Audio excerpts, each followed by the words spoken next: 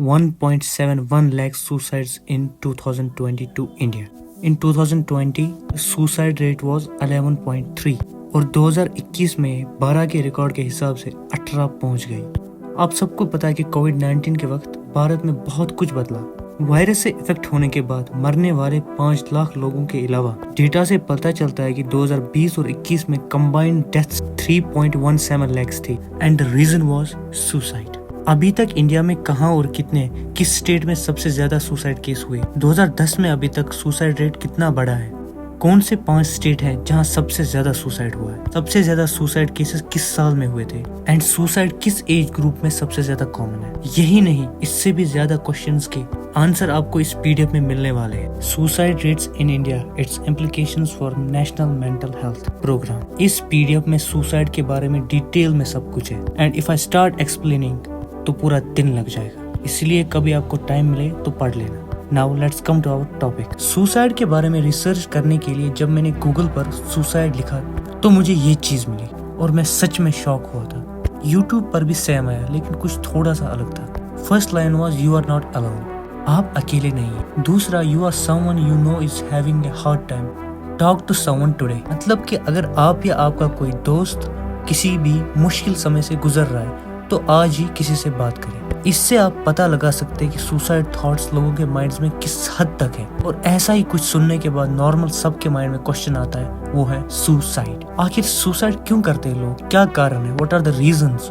ऐसी कौन सी सिचुएशंस आ जाती है, ऐसे कौन से हालात आ जाते हैं बंदा मजबूर हो जाता है सुसाइड करने पे? एंड ऑफ कोर्स इसके कुछ सिम्टम्स हो सकते हैं और उनमें से कुछ हैं family problems, illness, drug addiction और कुछ बैंक करप्सी और भी अन्य कारण हो सकते हैं। और ये डाटा भी मुझे इस पीडीएफ से मिला है। तो हम लोग पहले बात करने वाले हैं फैमिली प्रॉब्लम्स की। Why family problems? Hostile environment, शत्रुता पूर्ण पारिवारिक वातावरण, जिसका मतलब है ऐसी फैमिली जहां का माहौल टॉक्सिक, जो कि इंसान के मेंटल हेल्थ के लिए बहुत ही ज्यादा खतरनाक है। एंड इस टॉपिक पर रिसर्च करते समय मुझे और भी डेटा मिला है जो कि middle class and lower middle class families में कभी ना कभी तो होता ही है। झगड़े और विवाद, फैमिली मेंबर्स के बीच लगातार झगड़े होते रहते हैं जो किसी भी छोटी बड़ी बात पर हो सकती है। Negative and criticism, family members एक दूसरे को हर वक्त नेगेटिव और क्रिटिसाइज करते रहते हैं। Lack of support, family members एक दूसरे को सपोर्ट नहीं करते हैं। अगर कोई फैमिली मेंबर किसी बैड फेज में है,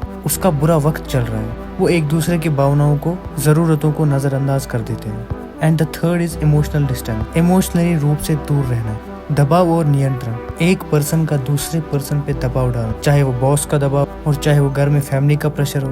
and the fourth one is feeding of insecurity, family members में डर का माहौल रहता है। दे डजंट फील सेफ, हर हमेशा ये डर बना रहता है कि कुछ बुरा होने वाला है। ऐसी ये एक स्टोरी पब्लिश हुई है। वायलैंड के एक गाँव के रहने वाले श्री राम को जब फैमिली रेस्पॉन्सिबिलिटीज मिली तो उसको तनाव इतना गहरा हो गया कि उसने सिर्फ 4 महीने में ही अपनी जान ले ली। एक प्राइवेट कंपनी में काम करने वाला श्री राम, जो कि अपने 25 साल कंधों पे पड़ने वाले दबाव को सहन नहीं कर सका and due to this stress he take this extreme step. ऐसे और भी बहुत सारे हैं। दूसरा है इलनेस, किस बीमारी के कारण लोगों में सुसाइड के थॉट्स आते हैं?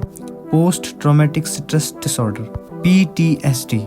ये ऐसे लोग हैं जिनको हर वक्त एंजाइटी और स्ट्रेस दिमाग में रहता है, जिससे सुसाइडल थॉट्स का खतरा बढ़ सकता है। तीसरा है हमारा सब्सटेंस अब्यूज डिसऑर्डर, जिसमें आता है हमारा ड्रग्स अब्यूज, जो कि शराब और ड्रग्स का यूज है। अब ये जानते हैं कि लोग ड्रग्स अब्यूज एडिक्शन क्यों करते हैं। Why drugs? से मैंने पहले ही बताया, lack of confidence, stress, anxiety, loneliness, these are the main reasons for the drug addiction। इन्हीं चीजों को दूर करने के लिए लोग नशा स्टार्ट करते हैं और जब ये चीज इंसान स्टार्ट करता है and then it becomes addiction. और अगर मैं एडिक्शन को सिंपल वे में एक्सप्लेन करूं तो पहली बार में जो मजा आता है उसी को फिर से लेने के लिए पहली बार से भी ज्यादा करना, क्योंकि माइंड में कुछ हार्मोन्स रिलीज होने लगते हैं जैसे कि डोपामिन। एंड डोपामिन क्या है उसके बारे में यूट्यूब पे बहुत सारे वीडियोस अवेलेबल हैं।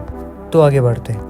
बैंक करप्सी और sudden change in economic status, दिवालियापन या आर्थिक स्थिति में अचानक परिवर्तन, और ये चीज ड्रग्स अब्यूज में भी एक कारण हो सकता है। चलो इस चीज के बारे में जानते हैं। मेंटल इलनेस, जो कि एक बंदे की फाइनेंशियल इश्यूज में चेंज होने की वजह भी हो सकती है। एंड कुछ लोग इस प्रॉब्लम को बुलाने के लिए ड्रग्स का यूज करते हैं। और एक चीज है सहारा ढूंढना, जो कि इमोशनल सपोर्ट है, जो कि हर किसी को नहीं मिलता, and they then take the step of drugs.